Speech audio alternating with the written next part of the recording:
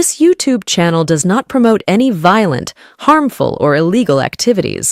All content provided by this channel is meant for an educational purpose only.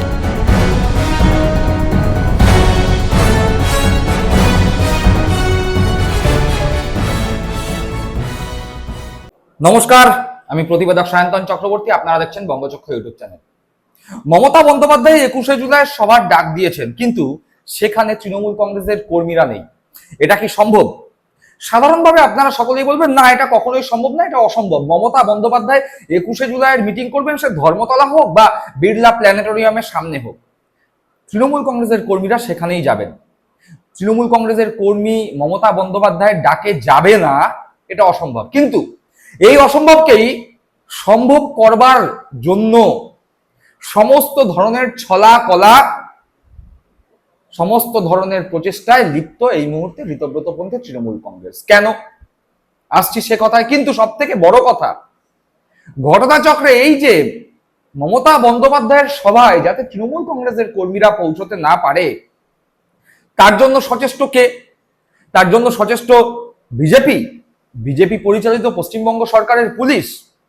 অনেকে বলতে পারেন, হ্যাঁ, তারা তৃণমূল কংগ্রেসের বিরোধী। শুভেন্দু অধিকারী বলেই দিয়েছেন তৃণমূল কংগ্রেসের নামগন্ধ থাকবে না।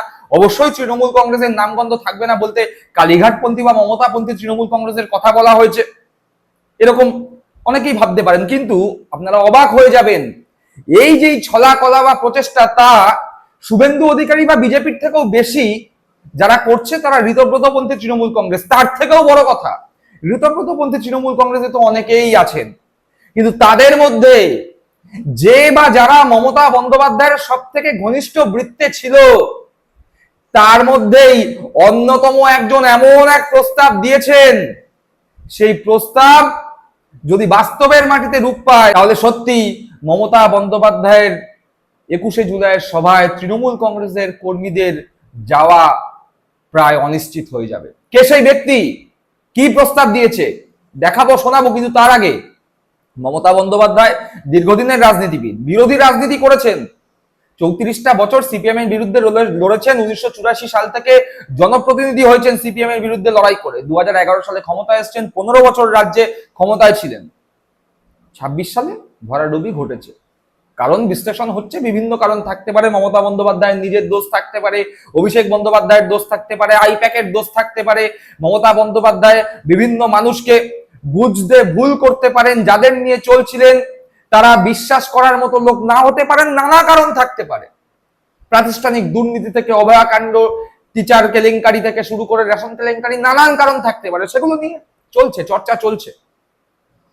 কিন্তু এই পোড় খাওয়া রাজনীতিবিদ মমতা বন্দ্যোপাধ্যায়, তিনি কিন্তু বুঝতে পেরেছেন যে 21শে জুলাই বিড়লা প্ল্যানেটোরিয়ামের সামনে আসল তৃণমূল কংগ্রেস, মমতাপন্থী তৃণমূল কংগ্রেস, যেই মমতা বন্দ্যোপাধ্যায়ের নেতৃত্বে 21শে জুলাইয়ের আন্দোলন হয়েছিল, সেই মমতা বন্দ্যোপাধ্যায়ের সভায় তৃণমূল কংগ্রেসের কর্মীরা যাতে পৌঁছতে না পারে, তার জন্য সচেষ্ট থাকবে বিভিন্ন গোষ্ঠী। এবং সেই আশঙ্কার কথা মমতা বন্দ্যোপাধ্যায়ের মুখেও শোনা গিয়েছিল। শুনুন একবার সেই কথা। আমি শুনেছি এমনকি শহীদ পরিবারগুলোকে 21শে জুলাইয়ের যারা ছিলেন, পুলিশ থেকে ফোন করে বলা হচ্ছে এদিক নয় ওদিক যাও, মানে বিজেপির দিকে যাও, বিজেপি স্পন্সর বালিশের দিকে যাও, বালিশ পালিশ করতে যাও। তাদের আবার অনেক টাকার উপহারও দেওয়া হবে। আমি বলি, আমরা তো খুব ক্ষুদ্র দল। আমরা 40 বছর ধরে এই পরিবারগুলোকে চাকরি থেকে শুরু করে যতটুকু আমাদের সাহায্য করা, যেদিন ঘটনা ঘটেছিল সেদিন আমাদের কোনো ক্ষমতা ছিল না, বাট 21শে জুলাই বেনেভোলেন্ট ফান্ড আমরা একটা তৈরি করেছিলাম, কবি সুভাষ মুখোপাধ্যায়। যদিও আদালতের অনেক রেস্ট্রিকশন আছে, আমরা চেষ্টা করব আমাদের সাধ্যমতো কোঅপারেশন করে পিসফুলি অ্যাসেম্বল হয়ে। আমি জানি পুলিশ অনেক জায়গায় বলছে যাবেন না, যাবেন না, যাবেন না, আটকে দেবো, আটকে দেবো, আটকে দেবো। আমি প্রশাসনকে বলবো, নিজের মতো নিরপেক্ষ থাকুন। এক পক্ষ হতে গিয়ে মনে রাখবেন জীবনটা অনেক দিনের। শুনলেন, মমতা বন্দ্যোপাধ্যায় নিজেই মুখে সেই আশঙ্কার কথা বলেছিলেন। একই সাথে বলেছিলেন যে শহীদ পরিবারদেরকেও বিভিন্নভাবে ভয় দেখানো হচ্ছে, টাকা অফার করা হচ্ছে, পুলিশ দিয়ে বলানো হচ্ছে যাতে শহীদ পরিবারের ব্যক্তিরাও, সদস্যরাও মমতা বন্দ্যোপাধ্যায়ের 21শে জুলাই না যায়। আর এদিক দিয়ে ঋতব্রতপন্থী তৃণমূল কংগ্রেসের পক্ষ থেকে তো বলাই হচ্ছে মমতাপন্থী তৃণমূল কংগ্রেসের 21শে জুলাই যে এতদিন ধরে চলে এসছে তা নাকি শহীদ স্মরণ নয়, সেটা নাকি উৎসব হতো, নাচ গান হতো, কিন্তু শহীদ স্মরণ হতো না। তারা নাকি এবার শহীদ স্মরণ করবে, আসল শহীদ স্মরণ করবে। আবার তাদেরকে টেক্কা দিয়ে কাকলি ঘোষ দস্তিদার, সুদীপ ব্যানার্জি, সায়নী ঘোষ, মালা রায়, দীপক অধিকারী মানে দেব, জুন মালিয়া, রচনা ব্যানার্জি, মিতালি বাগ, এক ঝাঁক তৃণমূল কংগ্রেসের সাংসদরা দিল্লির বুকে নাকি এবার 21শে জুলাই করবে। বোঝা বড় দায় কে নেতৃত্ব দিয়েছিল 21শে জুলাইয়ের আন্দোলনের।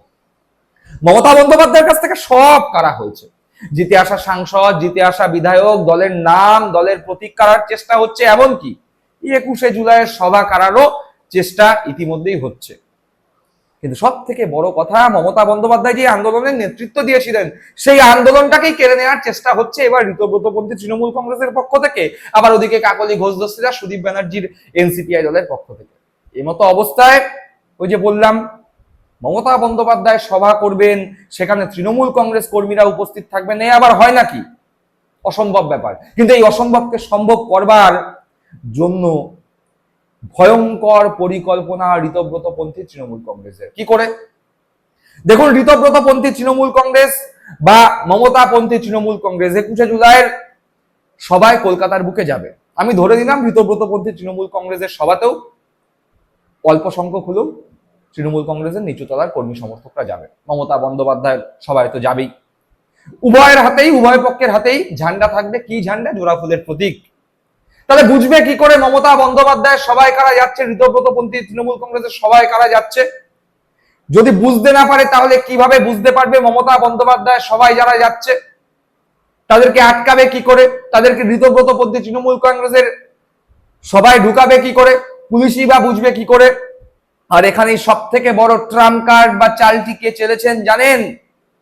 সূত্র মারফত শোনা যায় এই নিয়ে একটি বিস্তর গভীর আলোচনা হয়েছে। বুঝবো কি করে এই নিচু তলার কর্মীরা আমাদের সবাই আসছে না, মমতার সবাই যাচ্ছে? তখন নাকি মমতা বন্দ্যোপাধ্যায়ের ঘনিষ্ঠ বৃত্তের অন্যতম এক ব্যক্তি, যাকে মমতা বন্দ্যোপাধ্যায় সব দিয়েছেন, মন্ত্রিত্ব থেকে শুরু করে বিভিন্ন কমিটির চেয়ারম্যান, তারা নিজেরাও জানতেন না কতগুলো পদে তারা বসে আছেন। এমনকি কলকাতা কর্পোরেশনের সম্মানজনক পদ মেয়র, সেই মেয়রের পদটা দিয়েছেন। হ্যাঁ, ববি হাকিমের কথা বলা হচ্ছে। সেই ববি হাকিম নাকি প্রস্তাব দিয়েছে মিটিং এ একটি বিশেষ ব্যাজ করো, আমাদের সবাই যারা আসবে তাদের বুকে থাকবে সেই ব্যাজ। সুতরাং সেই ব্যাজ পরে যারা আসবে তাদেরকে আটকানোর কোনো দরকার নেই, তারা সরাসরি আমাদের সবাই ঢুকবে। কিন্তু যাদের বুকে ব্যাজ থাকবে না, কিন্তু যাদের হাতে তৃণমূল কংগ্রেসের পতাকাটা থাকবে, সেখান থেকেই বোঝা যাবে এরা যাচ্ছে মমতার সভায়। আর তখনই তাদের রাস্তা আটকানোর কাজ করবে। কারা কাজ করবে? যারা এই মুহূর্তে সরকারে আছে। আটকাতে না পারলে আটকানোর চেষ্টা করা হবে। লক্ষ্য একটাই, মমতা বন্দ্যোপাধ্যায়ের 21শে জুলাইকে ফ্লপ করতে হবে। তার কারণ মমতা বন্দ্যোপাধ্যায়ের 21শে জুলাই যদি হিট হয়ে যায়, মমতা বন্দ্যোপাধ্যায়ের 21শে জুলাই যদি তৃণমূল কংগ্রেসের নিচু তলার কর্মী সমর্থকদের জনপ্লাবন ঘটে, সেক্ষেত্রে প্রমাণ হয়ে যাবে যতই আমরা মমতা বন্দ্যোপাধ্যায়ের হাত ছাড়ি না কেন, যতই আমরা ববি, অরূপ, মদন এক জায়গায় হই না কেন, প্রমাণ হয়ে যাবে মমতায় তৃণমূল, তৃণমূলই মমতা, যা জনতা বারবার বলে আসছে। প্রতিবেদন প্রকাশিত হয়েছে, আমার বক্তব্য নয়, খবরের কাগজে প্রকাশিত প্রতিবেদন অনুযায়ী 21শে সমাবেশে বিশেষ ব্যাজ আসল তৃণমূলের। জমায়েতে এগিয়ে থাকতে কোন স্ট্র্যাটেজি সাজাচ্ছে ঋতব্রতরা? 21শে জুলাই গান্ধী মূর্তিতে যোগ দিতে আসা কর্মীদের নিরাপত্তা দিতে বিশেষ ব্যাজ দিচ্ছে ঋতব্রত শিবির। অর্থাৎ গান্ধী মূর্তির পাদদেশে ঋতব্রত শিবির, যারা নিজেদেরকে আসল শিবির বলছে, তাদেরকে ব্যাজ দিচ্ছে, বিশেষ ব্যাজ, এবং বলা হচ্ছে তাদের নিরাপত্তা নিশ্চিত করতে। অর্থাৎ ওই যে বললাম, কারা ঋতব্রতপন্থী তৃণমূল কংগ্রেস? বুঝবে কি করে? পুলিশই বা বুঝবে কি করে? ঋতব্রতরাই বা বুঝবে কি করে? তাদের নিরাপত্তা দিতে হবে তো, তাদের ঋতব্রত সভাস্থলে পৌঁছতে যাতে কোনো রকম অসুবিধা না হয় সেটা নিশ্চিত করতে হবে। তো তাই এই বিশেষ ব্যাজ আরো আছে, শুনুন। আসল তৃণমূল কংগ্রেসের বৈঠকে ঠিক হয়েছে, জেলার পাশাপাশি কলকাতার বিভিন্ন ওয়ার্ড থেকে কর্মীরা যখন গান্ধী মূর্তির কর্মসূচিতে আসবে, তখন রাস্তায় পুলিশ বা অন্য কেউ যাতে কোনো রকম হেনস্থা না করতে পারে, সেই লক্ষ্যে এই বিশেষ পরিচয়পত্র বা ব্যাজ দিচ্ছে আসল তৃণমূল। শুক্রবার বিধানসভায় বিরোধী দলনেতার ঘরে বসে বিভিন্ন জেলায় দলীয় বিধায়ক ও জেলা সভাপতিদের ব্যাজ বন্টনের পাশাপাশি কালীঘাট তৃণমূলকে বাড়া দেওয়ার জন্য কৌশল নিয়ে আলোচনা হয়। অন্যদিকে ভাঙন কিছুতেই থামছে না, বরং 21শে জুলাইয়ের আগে আরো বড় বাপের ধস নামছে কালীঘাট তৃণমূল কংগ্রেসে। অর্থাৎ যে কথা বললাম, নিজেদের সভা যাতে লোক অভাব না হয় সেই কারণে বিশেষ ব্যাচ, ওই ব্যাচ থাকলে বিজেপি কর্মীরা ডিস্টার্ব করবে না, পুলিশ ডিস্টার্ব করবে না। ঋতব্রতপন্থী তৃণমূল কংগ্রেস বিজেপির শত্রু না, তাই তারা যাবে 21শে জুলাইয়ের সবাই। কিন্তু মমতা বন্দ্যোপাধ্যায়ের কর্মীরা যারা সত্যিকারের তৃণমূল কংগ্রেসটা করেছে, যারা 21শে জুলাইয়ের সভায় গিয়েছিল সেদিন 1993 সালে, তারা যদি যায় মমতার সভায় তাদের আটকানোর সম্ভাবনা আছে। তাই বিশেষ ব্যাচ। বোঝা গেল কেন বারবার বলা হয় ঋতব্রত আসলে বর্তমানে রাজ্য সরকারে যে দল ক্ষমতায় আছে অর্থাৎ বিজেপি তারই বি টিম হিসাবে কাজ করছে। এবং সব থেকে গুরুত্বপূর্ণ বিষয়, এই বঙ্গে মদন থেকে শুরু করে ববি, অরূপ থেকে শুরু করে চন্দ্রিমা, যারা মমতা বন্দ্যোপাধ্যায়ের চারপাশে উকুনের মতো লেগে থাকতো, তারাই এখন ঋতব্রতকে নেতা বলে মেনে নিয়েছে। তাদের রাজনৈতিক উত্তরণ হলো না অধঃপতন, সেটা বাংলার সাধারণ মানুষ, তৃণমূল কংগ্রেস কর্মীরা ঠিক করবে। কিন্তু এই মুহূর্তে দাঁড়িয়ে মনের দিক থেকে এই অরূপ, ববি, মদন, চন্দ্রিমারা ঠিক কোন জায়গায় দাঁড়িয়ে জানতে বড় মন চায়। দর্শক বন্ধুরা, আপনারা কি মনে করছেন অবশ্যই কমেন্ট বক্সে কমেন্ট করে জানাবেন। সকলে ভালো থাকবেন, সুস্থ থাকবেন। জয় হিন্দ, বন্দে মাতরম।